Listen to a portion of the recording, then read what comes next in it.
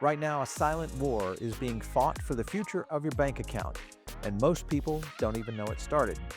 One side, you have the digital yuan, a state-sponsored tool of surveillance that has been rapidly colonizing the global economy. It'd be foolish to count China out. So there is natural resistance to a dollar-based payments world for countries that want to avoid sanctions. There's natural resistance to the U.S. On the other, you have a group of private stablecoins that have quietly become the 17th largest holder of U.S. government debt in the world. People may say, well, where's the dollar in this? And we may find that the U.S. government may need to roll out at least a wholesale digital dollar to serve as the base reference, and then every other stablecoin trades at a discount to that, even if those discounts are fractions.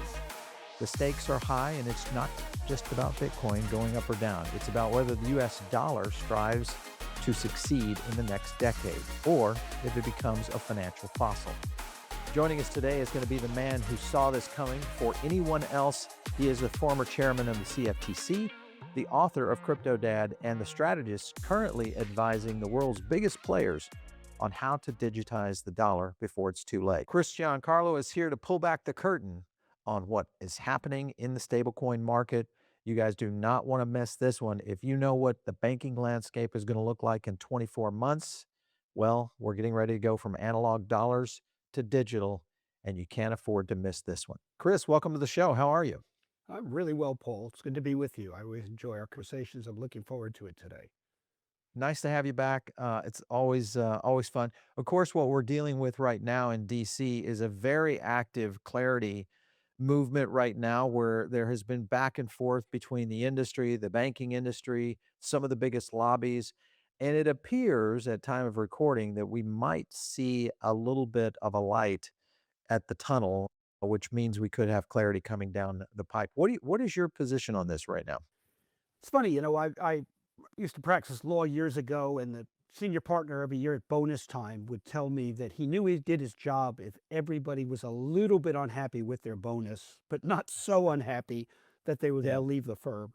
And I think that's kind of what um, the drafters and the Senate committee leaders are trying to get right now is Mhm. everybody being a little unhappy with where we come out on this so-called yield issue, but not so unhappy that they throw all the toys out of the pram and walk Right. away. And I think we may be close to such an outcome right now. We've got the Senate Banking Committee markup, which appears to be targeted for late April. So if that has been the case, it looks like there may be a compromise that's underway. All of this has been centered around stablecoin yields. And you and I have talked about this quite a bit, and what this means for not only the US, but also exporting the US dollar, just the size of the overall stablecoin market in general. How big of an issue, or do you think that this is going to impact from a stablecoin standpoint, especially around all these banks that potentially could get into this game? If you look at stablecoins in, let's say, a year from now, and I'll say from the date of clarity going through and passing the Senate, what would stablecoins look like a year later? Well, that's a very interesting point. Let's just go back to sort of one fundamental. If clarity doesn't pass, stablecoins go forward. And in fact, Right. stablecoin yield will be paid by platforms like Kraken and Coinbase and others for account holders. So the game is on for stablecoins, and I don't see the outcome of clarity much changing that, other than it changes the economics for some of the crypto exchanges. Yeah. But stablecoins are an incredible, and I think your preview to this segment kind of touched on it, are going to be an incredible advancement. And they've come a long way. They started out as just the means to get into trading crypto. They were the Mhm. token, but then they expanded to become almost the carnival token to go on all the rides Right. on in the metaverse. Not just trading crypto, but doing NFTs, and certainly now prediction markets are accessible through Mhm. stablecoins. They're also having a global payments impact. Residents of developing nations that have dodgy currencies or dodgy governments find that stablecoins are a better means, more reliable means of payment and giving them Yeah. dollar access. But we're evolving even beyond that. Where this is headed is stablecoins are going to be the transaction medium for a new agentic AI economy. No longer will get your credit card out of or your debit card out of your wallet to pay for your Starbucks coffee. When you pull your car into the drive-through line at Starbucks, it's going to agentic AI is going to order your double caffeinated latte, and you're just going to pull up to the window. It's going to be ready for you. You're going to pick it up and go right out on your way without stopping for the payment process, because all that will be processed already. Now, that is something that credit cards can do. But ultimately, when we get to micropayments, the ability to read, 3 paragraphs of an article and stop there and pay for that in one Yeah. hundredths of a dollar are the type of transactions that can't be done with bank payments, can only be done with the fractional direct payment capacity of stablecoins. The potential Here's the big issue: the potential of stable dollar-based stablecoins is to make the U.S. dollar the reference payment entity for all agentic payments globally, and that's really the opportunity to extend the dollar into the 21st century as being the currency that all digital payments reference. And I don't see a euro or a digital yuan catching the dollar with its head start right now that our Yeah. companies like Circle and Tether and Paxos are doing with the digital dollar. You call it defense tech when you think about stablecoins, I think to your point is it's really about advancing in this new financial center. Do you think China? Obviously, we know what's going on in the Strait of Hormuz. We've seen Iran and China starting to exact the toll now within Chinese yuan. Do you think China has any chance of really competing globally if, in fact, we do get more global export of these stablecoins worldwide? Yes, I mean, it would be foolish to count China out. Mhm.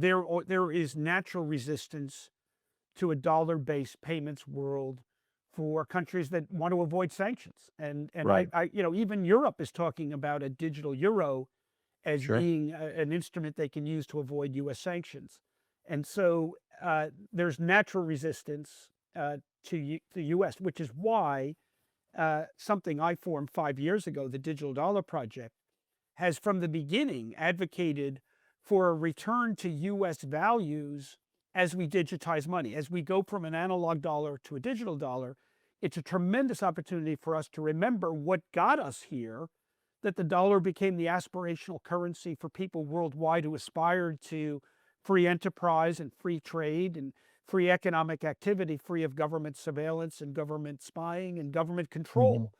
And the Exactly. digital yuan is a control instrument. The digital euro is going to be a surveillance instrument.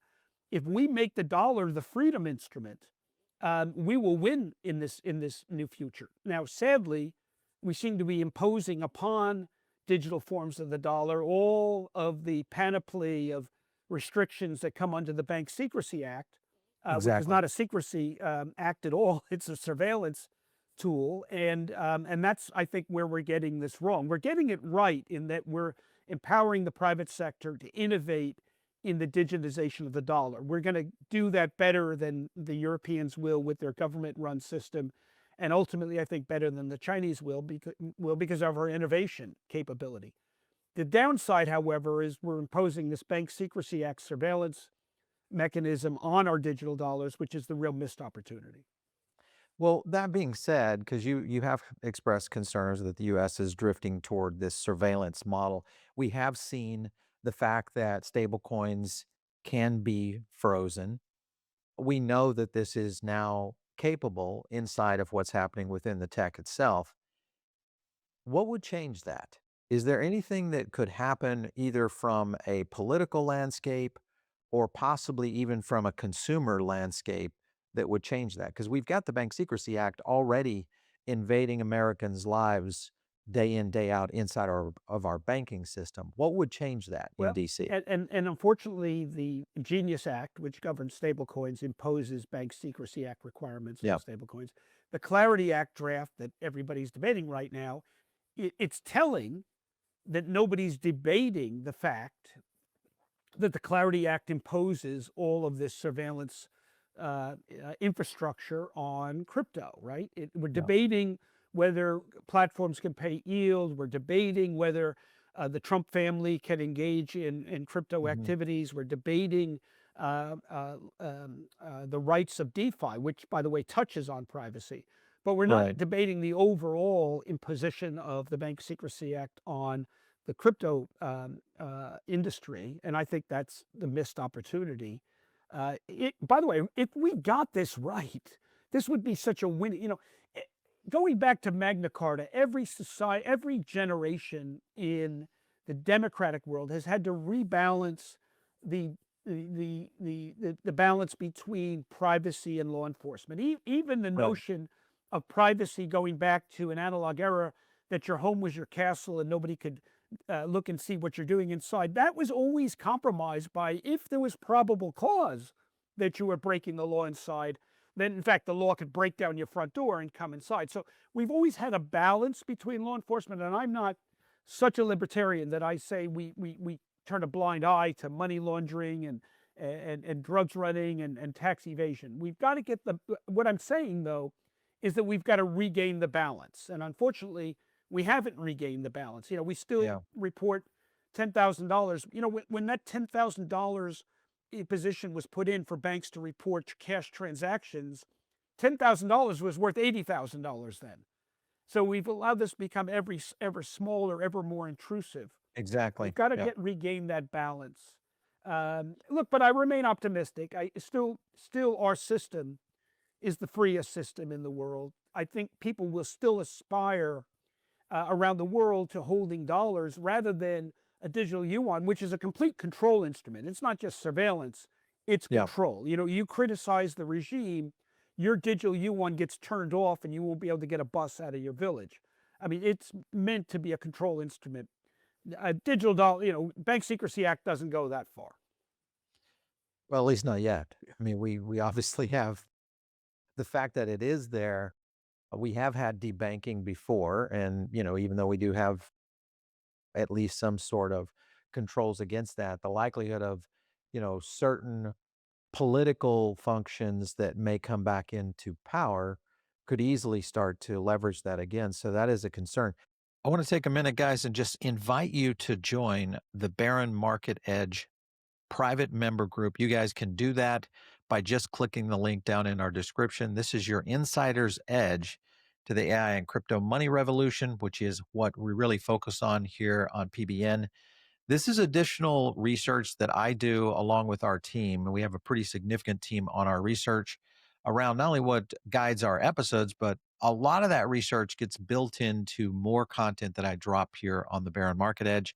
We do market trends and sentiment analysis, which can be anything from tokens to all sorts of strategies. This, of course, will also guide you over to our Telegram group, and we give this as elite community access. You get bonus content over there, including tax guides, as well as different kinds of asset guides out there that we drop all the time. This is your 10-year vision in action. All you have to do, of course, is just hit that little subscribe button or join the community and get in on it. It's absolutely free. It doesn't cost you a thing. So check it out. So, Chris, when you look at this narrative here that's kind of getting in the gray zone, and you look at what we have seen in the past with debanking, could that happen again under some other political frameworks that could be lining up here as we see Trump's administration getting a lot of challenges? If that were to be the case, and we saw a little bit more invasion of privacy starting to tread into the American public, at that point, do you feel, because we would most likely have clarity in place, a lot of crypto activities are going to be happening around the world, DeFi is going to be running rampant. Do you think we will see a major defection out of stablecoins because of this privacy concern? And I'm thinking down the road. It may be. It depends how aggressive our government gets or could get in the future. Look at what's happening in Europe right now with Yeah, exactly. limitations on free. Look what's happening in Canada with limitations on freedom of speech. There's a tweet going around of an MP and member of Parliament in the UK, kind of saying the quiet part out loud, that saying we need to shut Twitter down because Mhm. Twitter allows people to complain about government immigration Yep. policies worldwide. And this member of parliament says that that's a problem. And in fact, if you look at the support for open immigration in Europe, it's like 10, 20%. Every European country is opposed to their government's own policies, but their government is responding to that by saying, well, we're going to shut you down from talking Mhm. about it rather than changing our policies. There's a great report that was put out in January by this year by the Cato Institute on the extent of debanking, and there's a congressional report on it as well. I mean, the Yep. amount of debanking that went on was outrageous, and it wasn't limited to just banking. I've spoken to people in the auditing profession. They were told not to provide audit services for Yep. crypto companies. So crypto Mhm. companies couldn't get audited, they couldn't get banking services. So, I mean, the people that were responsible for this haven't gone away. I mean, who knows? They may be back if there's a change in government. So it is a real problem. I think that, we in the Western world, we the inheritors of democracy. We inherit, and by democracy I mean true democracy, democracy where different points of view are free to express their different points of view, and we need to embrace heterodox points of view. It can't be a society where the Overton window of what can be said publicly is this wide. Right. And we need to return to that. And, it's been said many times, Ronald Reagan said, is every generation needs to refight for democratic principles, need to refight for liberty. And if I hopefully stand for one voice during my years of public service and beyond, it's this fight for liberty goes on. And one of the reasons I'm so enamored of crypto and crypto technology is because what it does for liberty. And prediction markets are an area where we absolutely can't. Look what's happened. The politicians are saying we need to prevent prediction markets on elections. Well, they say, well, war and everything else, but they always put elections in there. Why? Because Yep. they want these, 800 sample, highly biased polling to be the only way to know what your fellow citizens are thinking, as opposed to prediction markets, which give you samples of 10,000, 100,000, millions of people, much better predictors of truth. And so I think prediction markets are one of the great use cases of crypto, along with stable coins, that return liberty to individuals and diminish the authority, not the authority, but diminish the control of governments. Well, we're gonna. I want to get into prediction markets because there's obviously we have a midterm election coming up. Likelihood last time we had a major election, it kind of put prediction markets on the map with what Polymarket was able to do, which was basically outflanking most of the think tanks and polling groups that were out there. But I wanna flip back to banking for just a second. When you look at the banking landscape right now and the likelihood of some sort of concession being done on yields and the opportunity here that banks have to maybe compete, because the likelihood, even if there is some concessions on yields, the smart crypto people are going to start to flock and move to DeFi, and or they're going to start to figure out ways to put that capital to work with very limited risk.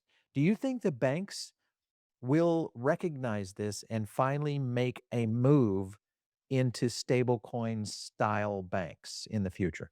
Paul, the sad fact is, over the last 60, 70 years, American banks have been behind the curve on almost every major innovation. Mhm. Whenever a new innovation comes around, they organize their lobbying group to go to Washington Yep. and try to get some legislated ability to slow the innovation down. So whether it was contactless payments or whether it was even ATM machines, American banks have been behind the curve. And once again, they're behind the curve. I don't think they're actually afraid of the crypto industry. I think the medium-sized American banks are afraid of the bigger banks that they'll move faster on this. And so they want to Yep. slow everything down. That's a huge mistake because once again, if they're successful, they'll go back to sleep, put their heads back in the sand, only for 5 years later to wake up and realizing that their foreign competitors and the crypto industry has done an end round around them by adopting the technology. I Yeah. said it in another public sphere a few weeks ago, and I'll say it again here. The banks need this. The banks need the Clarity Act more than the crypto industry does. Hmm. The crypto industry are all led by intrepid, fearless entrepreneurs. They're going to build this, even if they have to go offshore and go to the UAE or go to Right. Singapore or go elsewhere. They're not going to be stopped because there's not clarity legislation. The banks can't go offshore. So they need clarity here at home in the law so they can stay with the curve and not fall behind. So, if some of the audience today that are listening are bank executives, get behind the Clarity Act, because once you've got the clarity, you can compete equally with the crypto industry. If you don't get this legislation passed, you're going to fall behind. The American banking industry needs this law passed and then needs to invest the resources to stay ahead of this. And if they do, they can do just fine because this innovation ultimately is not that costly. There's Right. some really good kit out there they can adopt and move fast. And I think you'll see certainly the more forward leaning firms doing it. That's good. Well, I think maybe the point is maybe this is the line in the sand where some of the technology shifts. We've seen it in some industries that were able to catch up. They didn't end up becoming the primary player in the alphas in terms of growth, but they didn't go into the dark night either. At least they stayed in the business. So we've seen it in other industries. When you look at one of the majors out there, I'll mention Tether. This, of course, is now, I think just last week, they're talking about a Big Four audit, trying to get, somewhat regulated. They have USAT, Bo Hines joins with them as an advisor. So there's a lot of movement here. And Tether is one of the largest holders of US treasuries out there, in addition to gold, Bitcoin, and other assets. When you look at Tether, which is much larger than where USDC is, Circle, what does this look like if Tether were able to actually come into the US as a regulated stablecoin? How would that change the landscape? Well, I think they're going to be formidable competitors. Built in user base, they've got deep liquidity, Yep. they've got a war chest they can use for marketing and to enhance distribution.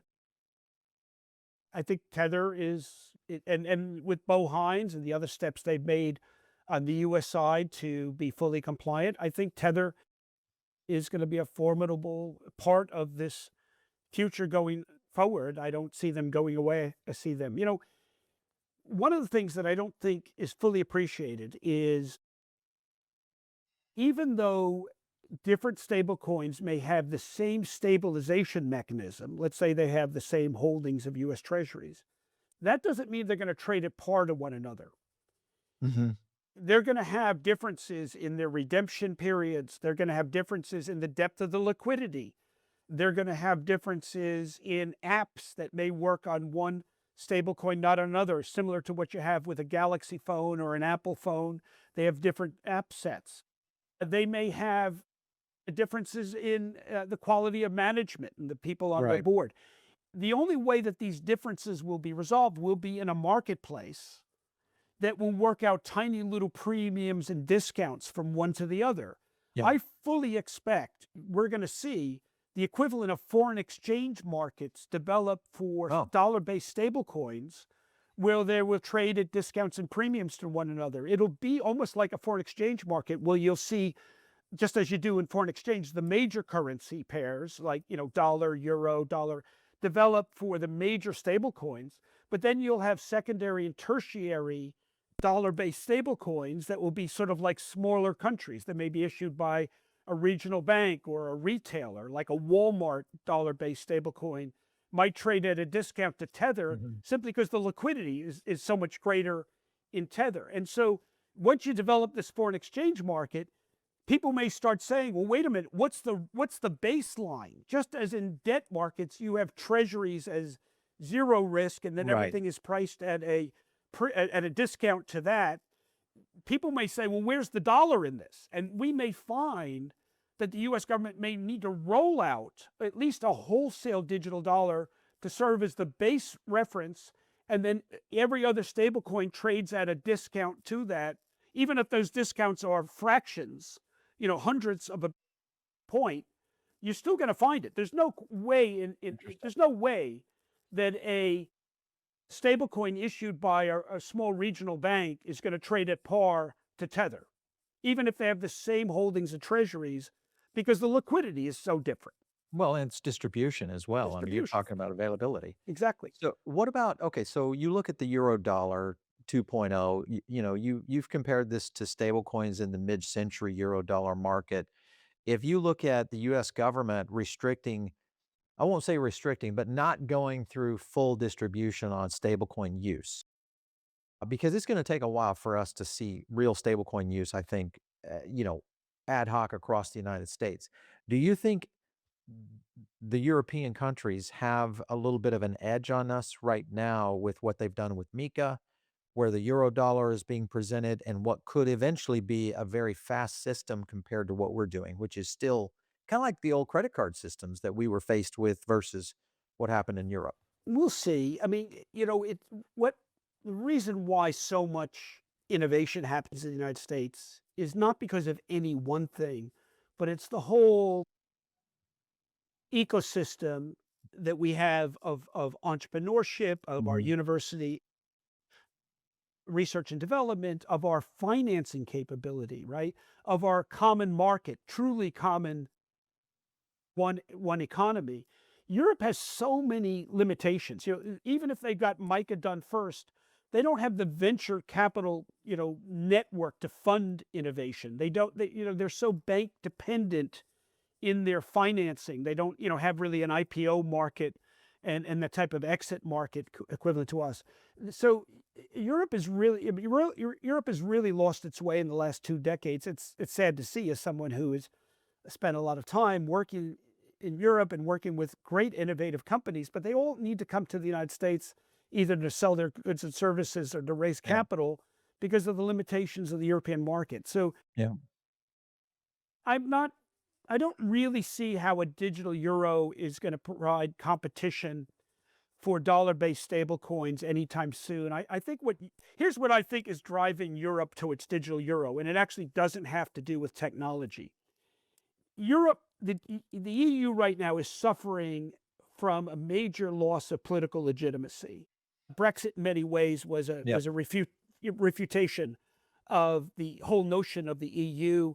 And if you look at the lack of political support a lot of the main governments have in Europe amongst their own people, they've been stifling truly democratic elections because they're afraid of losing. Mhm. And the one big success of the EU experiment over the last 40 years was the euro, was the rollout of the euro. It was considered a kind of a legitimacy moment for the EU. I think what's driving, this is my own opinion, but I think what's driving the digital EU right now is their government's hope to recapture that euro moment, the political legitimacy that the original analog euro gave them. And I think they're trying to have another euro moment with a digital euro to regain some political legitimacy. I don't think the digital euro is driven as much by what's driving the dollar-based stablecoin and the Genius Act as much as I think it's driven by European politics. Yeah. That kind of brings me to something that we've been watching occur quite a bit, and that is these liquidity crisis elements that happen over the weekend. If you look at stablecoins growing, and if you kind of look at that, the mismatch between 24/7 crypto markets and the 9 to 5 banking system really that is happening now, doesn't that become a systemic risk? Yeah. How do we build a liquidity bridge that doesn't necessarily break on a, a Sunday afternoon during one of these market panics? Do Which is you why think? every one of our exchanges, NASDAQ, Exactly. New York Stock Exchange, Chicago Mercantile Exchange, the CBOE, are all moving to 24/7 Yeah. because of just, we've got this really straight, we're in a transition period right now. We're in the transition from gas lights to electric lights, and we've got these dislocations in probably for the next, I don't know, 5 to 10 years before all our markets go 24/7. Mhm. We've always had a little bit of 24 or at least 24/5 markets. It's Mhm. just that it goes around the globe. Right. And the liquidity, is different during Pacific hours than it is during Atlantic hours. But once we go to 24/7 trading on all our exchanges, some of these dislocation opportunities will diminish. But there, during this transition period, there's a risk. Right There is now, risk, yeah. if something major happens on the weekend, we see movements in crypto markets, but we don't we there's no movement in traditional equity and bond markets. I don't think that will last for long. I think that will be addressed by all these exchanges going to 24/7 trading. And interesting, it's another byproduct of the Bitcoin crypto revolution, right? I Exactly. mean, we've Yeah, been for talking sure. about this for decades, but it wasn't until Bitcoin came along that suddenly, just like prediction markets, just like stable coins, it's bringing change to the entire financial system. Yeah.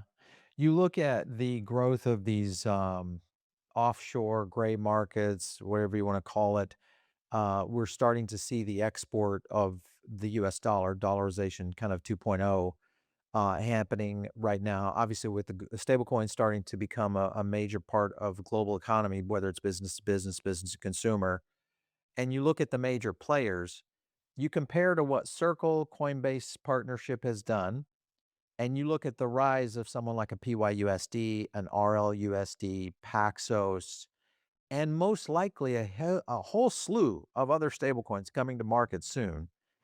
What does that do to someone like a Coinbase or a Circle? Because now they've got so much more competition. What do you think? Well, that's good. And that's I'm not taking away from them, but competition is good. It's how we roll in American economy. Mhm. There's always the first mover's curse. Yeah, Coinbase has had, the first one to go public and has had a public currency to use. They've enjoyed during the last throes of the Gensler years. They kind of enjoyed having the game to themselves as much as yeah, they were challenged by government. They also had that mandate of having being publicly traded. Now there's a lot more competition. We've seen Bullish go public. yep, Reports are that Kraken may be looking at it. Having a public currency, as CME and ICE have had, and the New York Stock Exchange and Nasdaq have had, is a tremendous advantage. So I think we're going to see these other exchanges get that public currency, how they use it. eToro is a really interesting play. It's similar to Robinhood, and they've got a public currency and have said that they're looking to do acquisition. So I think that interesting. getting into the public markets is going to be important. Well, it's gonna be one to watch for sure. Are you concerned at all about Tether being too big to, I mean, because right now you could essentially roll out with sanctions if you're controlling stablecoins to a certain extent. Do they just become too big though? Because they're representing right now almost 70% of all stablecoin trading volume. Um, The high water mark was about 18 months ago. They've actually, I mean, right. they're getting big. They're continuing to get bigger, but they're actually losing market share It's in the wake. It's marginal, but they're losing market share in the wake of the Genius Act. yeah, And I'm actually waiting for some new entrants to come along. I really expect retailers to move into stable right. coins in a big way. I'm surprised we haven't yet seen it, but I think there's a lot of logic for big retailers to have stable coins. It would regain for them the proximity to their customers that they lost when they used to have store credit cards. A lot of that went to Yeah, for big sure. big issuers. But I think they could regain some of that, and you could be a Walmart shopper and get a notification that because if you use your Walmart stablecoin, you get an extra 10% off, or you get a sale, or you get. Yeah. So I think there's a lot of there. I'm hopeful that the stablecoin marketplace becomes a rich environment of a lot of competing uses, all of which find a use case. But I wouldn't at all be surprised if still remains one big player in the industry, and I'm not going to predict that'll be Tether. But as I said earlier, I do think they have a lot of advantages, but Circle Leaving does a as lot of well, opportunity. and Paxos with their US DG, the global network, and being able to reward their participants in a way that the other players don't. I think that has value as well. Yeah, for But sure. full disclosure, I'm on the board of Paxos. Understood, understood. I always try to Well, they've got disclose a great partnership. my Gr relationships for audiences so they know where I come from. Yeah, and a great partnership with Robinhood, obviously, as one of the leaders in that area. Moving on to prediction markets, many people say that prediction markets are getting to the point now where some would say, hey, is there insider trading going on? Is there knowledge of something that's starting to move these markets? Are you at all concerned about that as it is right now? Absolutely. And any honest person, certainly a former regulator, is concerned about insider trading, but not just in prediction markets. So Sure. we there's reports right now that in the last 2 weeks there's big concerns about movements in commodity markets, Yep. oil Hmm. markets ahead Hmm. of action. So as a former regulator, I can tell you the job of a regulator is to be constantly on guard for insider trading activities in our markets, and they're not limited to prediction markets. Right. And in fact, the prediction markets that are on chain are actually easier to surveil than traditional futures markets that are much more opaque. So if I'm a regulator doing my job of chasing insider traders, which are timeless, it's been there from the beginning of time, it'll be there to the end of time, then I'd rather actually it be done on a blockchain based system because I can actually find the bad guys. Now the bad guys Yeah. may be in North Korea, but at least I know who did it much easier than on a traditional system. Absolutely, there's a worry about insider trading. Now, fortunately, the CFTC has good tools. There are provisions prohibiting insider trading, allowing the prosecution of insider trading, and I know that Chairman Seelig and by the way, the platforms themselves are charged by the CFTC Yeah. to surveil and chase out insider trading. So, look, we're in a time of global conflict. Is it a surprise that there's people trying to bet on it? No. Is it limited to prediction markets? No. It's in all markets, and that's why we have regulation. When you look at the two sectors of the prediction market right now, I mean, really, it's boiling down to Kalshi and Poly market. Kalshi has one side of the camp, which is more regulated. Poly market is a global, more, I would call it more open system. Shane Copeland, pretty much an undergraduate of Vitalik Buterin, very focused on permissionless. Kalshi, the opposite, not necessarily going in that direction. Do you think at some point these markets are going to become so divisive that there is a left and a right side of these prediction markets? Well, I think what we've got is, Ford and General Motors. We've got Coke and Pepsi. I'm a New Yorker. We've got the Yankees and the Mets, and I think that's good. They both come at this from. There's another distinction you didn't mention with Kalshi. It's about 70% sports and 30% everything Right. else. In Poly Market, it's the reverse. Yeah. There are participants in these markets that favor one platform or the other. There are participants in the markets that use both. There are arbitrage opportunities Sure. between them that sophisticated traders take advantage of. I don't necessarily, my whole approach to digital networks is it should be an opportunity to enrich our our market-based activities, not narrow them down. I think the worst Right. thing that would happen is if it all came down to one platform. I think the best thing for market participants is the competition between those two and maybe others into the Hmm. space. Yeah. That And I rise think up. that's the best for everybody. And look, this is an industry that didn't exist 5 years ago. Exactly. Right. Yeah. So are there areas where it needs to improve, where there are concerns about how the oracles work, how some of these things are resolved? Are there before you even get insider trading, is there wash trading going on?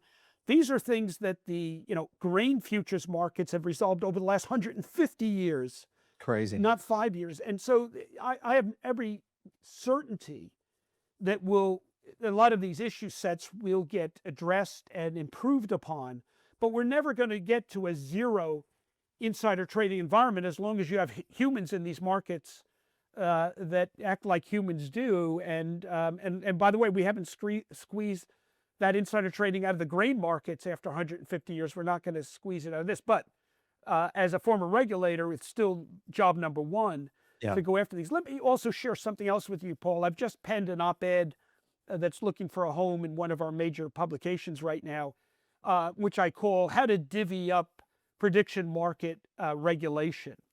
It strikes me that we're going about, most of the conversation is going about it the wrong way. It's trying to say, well, let's separate out this class of activity from that class. Let's have sports under one regulator Right. and others. It's like trying to cut a 7-layer cake sideways by the layers. That's not how you cut the cake. The right way is in my view, is to say, is it a casino environment where the house sets the odds and every participant is a price taker? Right. Or is it a true marketplace where all the house does is set forth the proposition and the participants are price makers and price takers, and the price is set by supply and demand? If it's the former, that should be regulated by states. That's where they usually regulate. They regulate a casino, and they make sure the casino is treating the customers fairly, that they're not skimming too much off, that they're making sure that their croupiers and others are properly licensed and knowledgeable. That is traditionally done by states, and that should remain with states.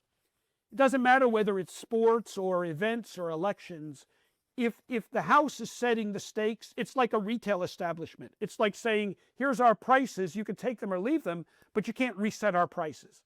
If, on the other hand, it's truly a marketplace where the buyers and sellers, the bids and the asks are setting the price, that's a marketplace. And for the last 80 years, since 1936, when we passed the Commodities Exchange Act, that's regulated at the federal level. And so that should be regulated. Yeah, that's where Selig is kind of pointing at, Absolutely. that this is the direction. State level is, it just doesn't apply in this particular scenario, which is a true open marketplace that we have seen on these prediction markets. If you think about it, the states are saying we want all sports, including marketplace Exactly. sports, and Right. Yeah. that's an overreach. Yeah. Talk about, okay, one last question to you. You get a chance to go into some of the biggest industries, businesses here in the US especially, and understanding how markets work, and then looking at Fortune 500, maybe industries that are even looking at this from a more holistic point. Are you finding business leaders today now opening up to everything that's going on in blockchain, whether it's prediction markets, whether it is stable coins, the evolution of where we'll see blockchain tech moving forward? You know, I was with the CEO of one of the world's 15th largest banks at dinner last week, and he said something to me interesting that really resonates. He said, a year ago, or a year and a half ago, I had cover of the SEC and the federal government to say we don't need a crypto strategy because it's too Right. risky. Today, if there's not a C-suite in America that doesn't have reputational risk if they don't have a viable Mhm. crypto strategy. Yep. Because there's not a CEO in America right now who can say, I can avoid this. Every one of them realizes they've got to have a legitimate digital asset distributed ledger technology strategy. Right. For sure. And I think that's the key right now. It's just, this is the beginning. I got to be a young engineer at the birth of the internet. So we saw the evolution of a technology that pretty much transformed the planet. We're there now on not just the financial side, but how things are going to get done, whether it's agentic AI, how we're going to see payment. You kind of mentioned and touched on it there at the beginning, how it's going to be integrated into everyday life and retail. So much there, Chris. So we're definitely going to have you back on the show to talk about some of this. Well, Paul, I want to share with you, I just finished the manuscript and send to my author, my publisher for my new book, The New Adventures of Crypto Dad. I like it. And it'll be out in September and on bookstore shelves in October. Love to come back on the show and talk to your audience. We got about to it. get back on it. As soon as you get a pre-copy, I want to read that one. Great, you got it with your name on it. All right. Thank you so much, Chris, for stopping in. We appreciate it. Great to be with you, Paul.